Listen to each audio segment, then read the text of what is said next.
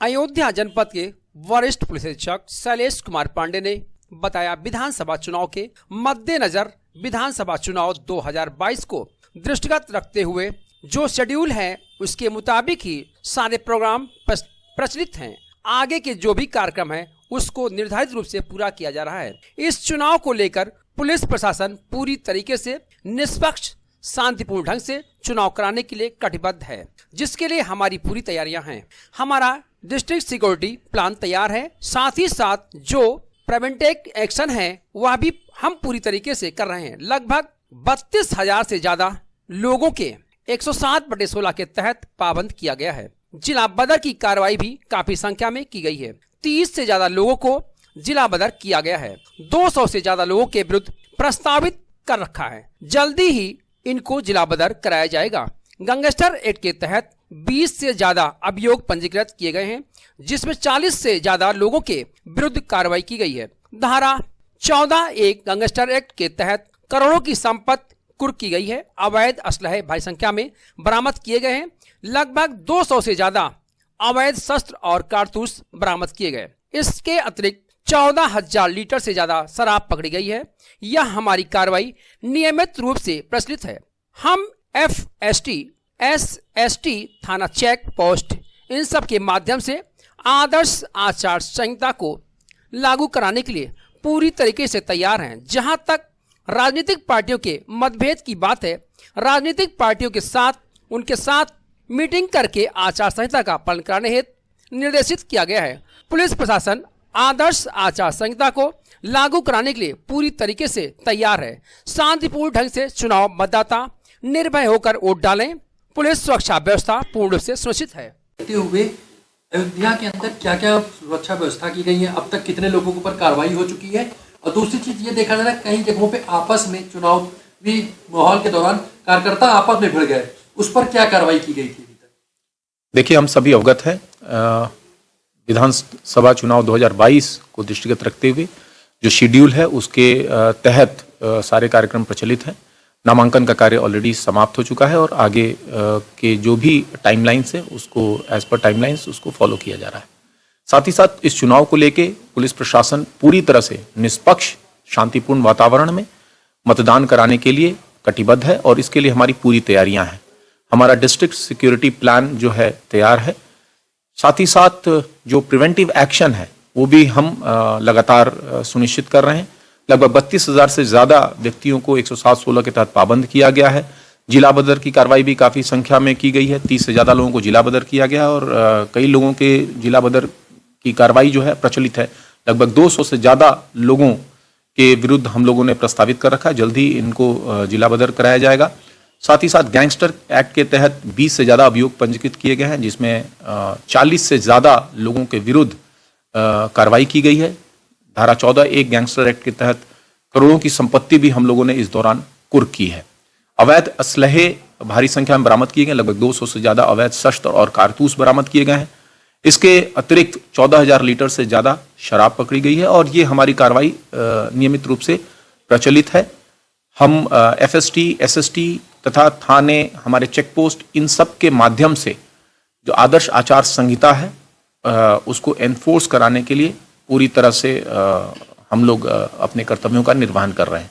जहां तक political parties और उनके समर्थकों के आपसी मतभेद का प्रश्न है, मैं बिल्कुल स्पष्ट करना चाहूँगा कि चुनाव की घोषणा के तत्काल बाद मेरे और जिलाधिकारी महोदय के द्वारा संयुक्त रूप से सभी पॉलिटिकल पार्टीज के रिप्रेजेंटेटिव के साथ बैठक की गई और उनको माननीय भारत निर्वाचन आयोग की जो गाइडलाइंस है आचार संहिता से संबंधित और साथ ही साथ कोविड प्रोटोकॉल से संबंधित वो पूरी तरह से अवगत कराया गया।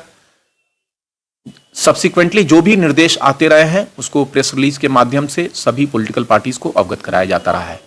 पुलिस प्रशासन आदर्श आचार संहिता एनफोर्स कराने के लिए पूरी तरह से तैयार है और इसके लिए लगातार कार्रवाई कर रहा है।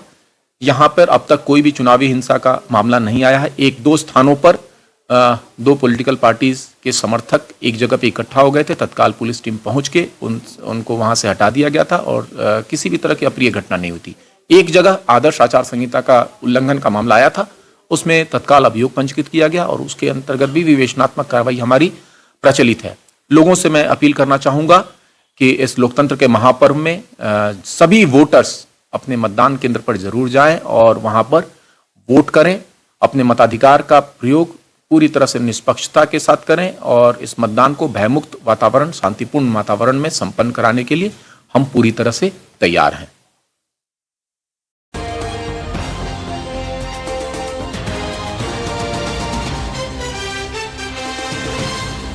यूपी विधानसभा चुनाव में सुरक्षा कर्मियों को लाने व ले जाने के लिए परिवहन निगम अयोध्या डिपो की 38 बसों को भेजा गया है।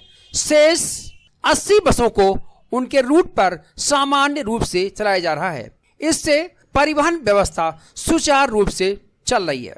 परिवहन निगम अयोध्या के सहायक क्षेत्रीय प्रबंधक महेश कुमार ने कहा, विधानसभा चुनाव के प्रथम चरण के लिए परिवहन निगम अयोध्या डिपो की 38 बसों को लगाया गया है। शेष बची 80 बसों को यात्रियों को उनके गंतव्य तक पहुंचाने के लिए लगाई गई है, जिससे यात्रियों को कोई असुविधा न होने पाए। जिन मार्गों पर यात्री अधिक हैं उनको प्राथमिकता देते हुए बसें उपलब्ध कराई जा रही हैं और बसों के आवागमन को बढ़ा दिया गया है। कोरोना को देखते हुए सभी बसों को पूरी तरह से सैनिटाइज किया जा रहा है। चालक परिचालक को भी आदेश दिया गया है कि यात्रियों को कोरोना की गाइडलाइंस का पालन कराते हुए यात्रा करावें। विधानसभा चुनाव 2022 के विभिन्न चरणों में प्रयुक्त हुई अयोध्या डिपो की वाहनें प्रथम चरण के लिए 38 बसें इस डिपो से विभिन्न फोर्सों को लेकर निकल चुकी हैं। शेष 80 बसें यात्रियों की सुविधा के लिए यहाँ पर संचालित हो रही हैं। जिन मार्गों पर यात्री अधिक है उनको प्राथमिकता के आधार पर बसें उपलब्ध कराई जा रही हैं। बसों के फेरे बढ़ा दिए गए हैं ताकि जनमानस का इसको पूरा लाभ मिल सके, यात्रियों को किसी प्रकार की कोई असुविधा ना हो। इसी हेतु प्रत्येक मार्ग पर समय समय पर बस संचालित की जा रही है। साथ ही कोविड-19 को दृष्टि रखते हुए बसों को अच्छी तरह से सैनिटाइज कराया जा रहा है और चालक परिचालकों को निर्देश दिए गए हैं कि वे यात्रियों से मृदु व्यवहार करें, उनसे अच्छा व्यवहार करें और उनको भी, यात्रियों को भी कोविड-19 के नियमों का पालन करने हेतु निर्देश किया गया है। नाम सर? महेश कुमार, सहायक क्षेत्र प्रबंधक, अयोध्या डिपो।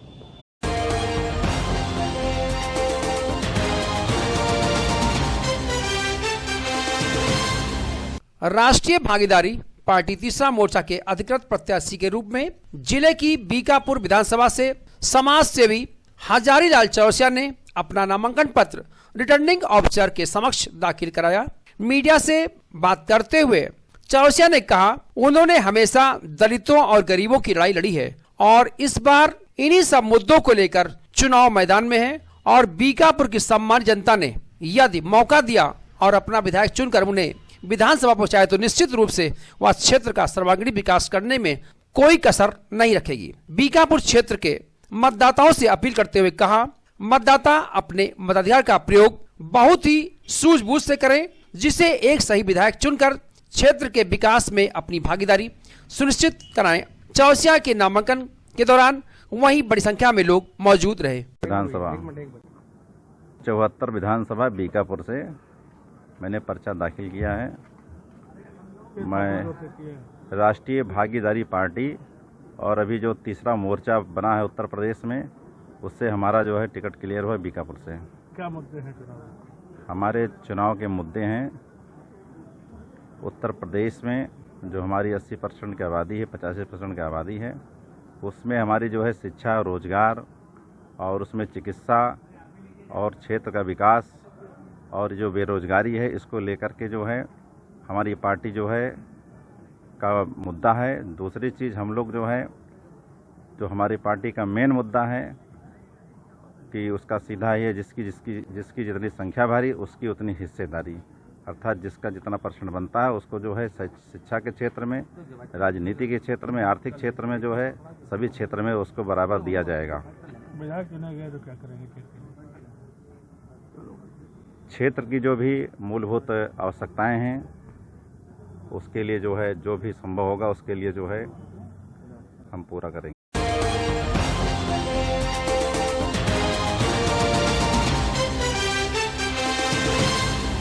समाजवादी पार्टी से कल नामांकन करते ही समाजवादी पार्टी के प्रत्याशी फिरोज खान गब्बर ने सुहावल चौराहे के पास सपा के बूथ सेक्टर अध्यक्षों व पार्टी के पदाधिकारियों की बड़ी बैठक बुला ली, सभी को जिम्मेदारियां सौंपी। उन्होंने कहा यह चुनाव गब्बर खान अकेले नहीं लड़ सकते, सभी पार्टी पदाधिकारी कार्यकर्ता व सहयोगियों को सारी जिम्मेदारी उठाने पड़ेंगे। उन्होंने ये भी कहा, भारी संख्या में उपस्थित कार्यकर्ताओं को संबोधित करते हुए कहा, सपा सुप्रीमो अखिलेश यादव ने काफी सोच समझ के बाद हमें प्रत्याशी बनाकर जो इज्जत बख्शी है उसको बरकरार रखना हमारी जिम्मेदारी होगी।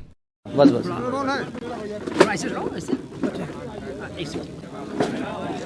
आपने नामांकन किया है और कितने सेटों किया था और आज यहाँ पर क्या 2 सेट में नामांकन किया था हमने। क्या उद्देश्य है आपका? उद्देश्य हमारा समाज सेवा करना। क्या प्राथमिकता होगी आपकी? प्राथमिकता यहाँ तमाम गरीब परेशान हैं, किसान परेशान हैं, सब लोग परेशान हैं, उनकी मदद करना, उनके साथ कंधा से कंधा मिला के चलना, माननीय राष्ट्रीय अध्यक्ष जी की जो योजनाएं हैं उनको वहाँ तक पहुँचाना, उनके साथ अन्याय न हो, ये हमारी प्राथमिकता है। जैसा कि जो 2-3 लोग और प्रत्याशी उतरे हैं आप एक सिंबल पर, जी, तो उनको कैसे आप मनाएंगे? कौन 2-3 लोग उतरे बताइए, नाम बताइए। जिस तरह से बलराम मौर्य भी है और अनूप सिंह भी है, ये दोनों दावे ठोक रहे थे और आप दावा तो भाई देखिए सबका हक बनता है ठोकने का, हर आदमी तो आप ठोक सकते हैं, ये ठोक सकते नहीं, हैं, हर एक कार्यकर्ता ठोक सकता है दावा ठोकने की। सिंबल लड़ रहे हैं तो जो ये लोग बागी इनको आप कैसे मैनेज करेंगे, कैसे अपने पक्ष में करेंगे आप? वो सब बैठेंगे, बातचीत होगी उनसे।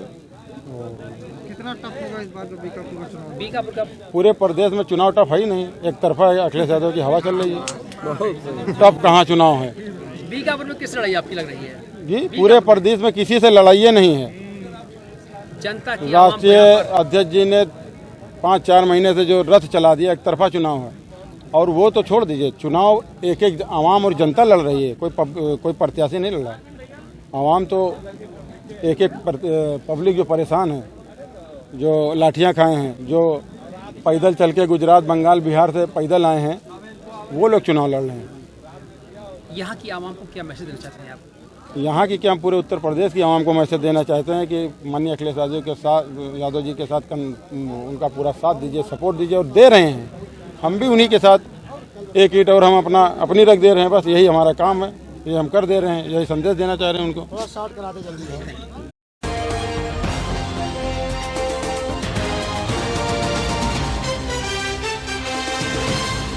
अयोध्या जनपद के थाना पुराकंदर क्षेत्र में युवक की हुई हत्या का खुलासा अयोध्या पुलिस ने कर दिया। इस हत्या के आरोप में पुराकंदर पुलिस ने 3 आरोपियों को गिरफ्तार किया है, जबकि पूर्व जिला पंचायत सदस्य समेत 2 लोग अभी फरार हैं। 2 दिन पूर्व 7 फरवरी को जब अपने घर से युवक अपने भतीजे के साथ कचहरी जा रहा था, तभी हत्या आरोपियों ने क्वालिस गाड़ी से एक्सीडेंट कर मारने की कोशिश की। एक्सीडेंट में मौत न होने पर गाड़ी से उतरकर हत्या आरोपियों ने हथौड़े से कूचकर युवक की हत्या कर दी, जबकि भतीजा बुरी तरह से घायल हो गया। एसएसपी शैलेश पांडे ने बताया, मामला पुराकंदर के पिपरा ताल का है, जहां पर 12 बीघे जमीन को लेकर मामला कोर्ट में था। रास्ते से हटाने के लिए हत्या आरोपियों ने योजना बनाई और एक क्वालिस गाड़ी खरीदी गई ताकि उसे एक्सीडेंट दिखाकर उसको मार दिया जाए, लेकिन जब ऐसे में उसकी मौत नहीं हुई तो हत्यारोपी ने क्वालिस से उतरकर हथौड़े से मारकर हत्या कर दी। हत्या करने के बाद भाग रहे 2 लोगों को स्थानीय ग्रामीणों ने पकड़कर पुलिस के हवाले कर दिया। पुलिस ने हत्या में प्रयुक्त क्वालिस गाड़ी, आला कत्ल व मोबाइल फोन बरामद कर लिया है। फरार आरोपियों को पुलिस ने हत्या में प्रयुक्त क्वालिस गाड़ी, आला कत्ल व मोबाइल फोन बरामद कर लिया है। फरार आरोपियों के लिए दबिश भी दी जा रही है। थाना पूरा कलंदर क्षेत्र के गांव पारा निवासी श्री शिव प्रकाश दुबे की हत्या की सूचना प्राप्त हुई थी। प्राप्त सूचना पे तत्काल पुलिस टीम मौके के पर पहुंची तथा सीओ एडिशनल स्पी तथा मेरे द्वारा भी घटनास्थल का निरीक्षण किया गया। मौके पे जो बात बताई गई उसमें यह बात सामने आई कि एक क्वालिस गाड़ी ने, जब ये गांव से शहर की तरफ जा रहे थे तो एक क्वालिस गाड़ी ने सामने से इनकी गाड़ी में टक्कर मारी तथा इनके साथ इनका भतीजा भी था, दोनों लोग गिर गए। उसके बाद वहां पे जो प्रत्यक्षदर्शी थे उनके द्वारा बताया गया कि क्वालिस गाड़ी से 3 लोग उतरे और उन्होंने जो श्री सूर्य प्रकाश दुबे हैं इन पे लाठी तथा हथौड़ा नुमा किसी औजार से उन पे हमला किया और उसके बाद वहां से भाग गए। ग्रामीणों ने इनको खदेड़ा तो कुछ दूरी पे जाके इनके द्वारा पुलिस गाड़ी छोड़ दी गई और उसके बाद ये सभी लोग वहां से खेत में भागे। ग्रामीणों ने दौड़ाकर 2 लोगों को पकड़ लिया। श्री सूर्य प्रकाश दुबे को इलाज के लिए उनके भतीजे के साथ हॉस्पिटल लाया गया। हॉस्पिटल में सूर्य प्रकाश दुबे को मृत घोषित कर दिया गया। जो उनके भतीजे हैं वो सामान्य है, उनकी हालत वो ठीक है। और इस घटना पे तुरंत टीमें गठित करके उसमें जो 2 अन्य लोगों के बारे में बात आ रही थी उनको गिरफ्तार करने के लिए भी टीमें लग गई हैं। साथ ही साथ मृतक का पोस्टमार्टम कराया जा रहा है। प्राप्त तहरीर तथा समस्त साक्ष्यों के आधार पर प्रभावी इसमें विधिक कार्रवाई सुनिश्चित की जाएगी। कानून व्यवस्था की स्थिति सामान्य है।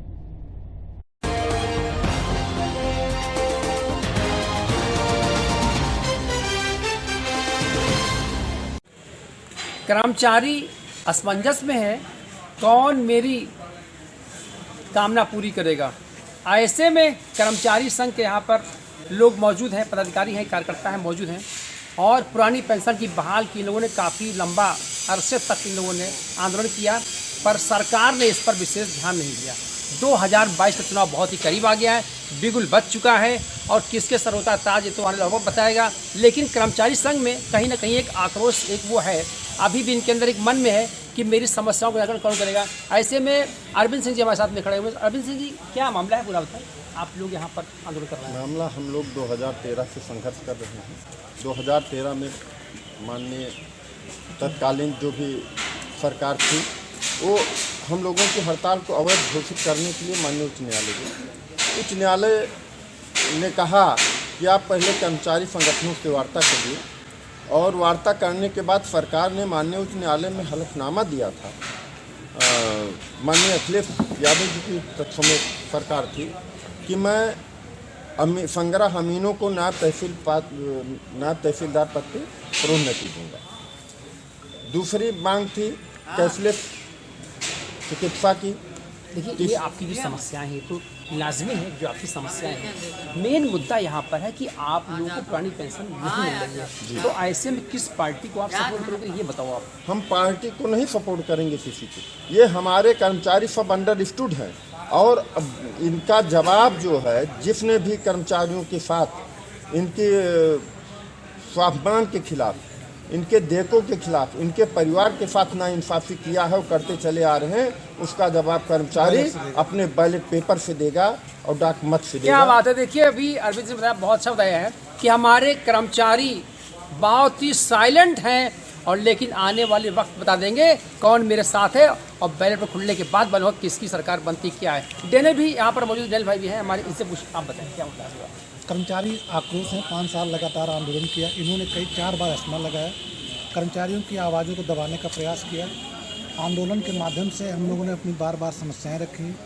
अभी इसी सरकार में ही कैशलेस चिकित्सा के लिए उन्होंने नाम बदल दिया, पंडित दीनदयाल उपाध्याय किया, माना भी आज तक। अच्छा, एक बात सवाल है, जिस तरह से आपने बताया नाम बदलने की प्रक्रिया जो इसमें चल रही है, तो क्या नाम बदलने से काम हो जाता है? कोई काम नाम बदलने से काम नहीं होता, सिर्फ अपने उसका ही वाहवाही लूटना चाहते हैं। लेकिन जनता और कर्मचारी समझदार है, सब पढ़े लिखे लोग हैं, उससे किसी को लाभ मिला। क्या लगता है किस सरकार बनेगी? सरकार कर्मचारी अब की बार साइलेंट है और वो बैलेट से जब मतदान अपने उसका ही वाहवाही लूटना चाहते हैं। लेकिन जनता और कर्मचारी समझदार है, सब पढ़े लिखे लोग हैं, उससे किसी को लाभ मिला। क्या लगता है किस सरकार बनेगी? सरकार कर्मचारी अब की बार साइलेंट है और वो बैलेट से जब मतदान करके जो आएगा सामने 10 तारीख को पता चल जाएगा आपको भी, हमको सब सारे समाज को। क्या बात है। देखिए, नारी शक्तिमान होती है, ऐसे में कर्मचारी भी जो है एक महिला है और इसे पूछूंगा कि क्या पूरी समस्याएं और आपको पुरानी पेंशन मिलेगी या नहीं मिलेगी और कौन सी सरकार देगी, बताइए मैडम, बताएं।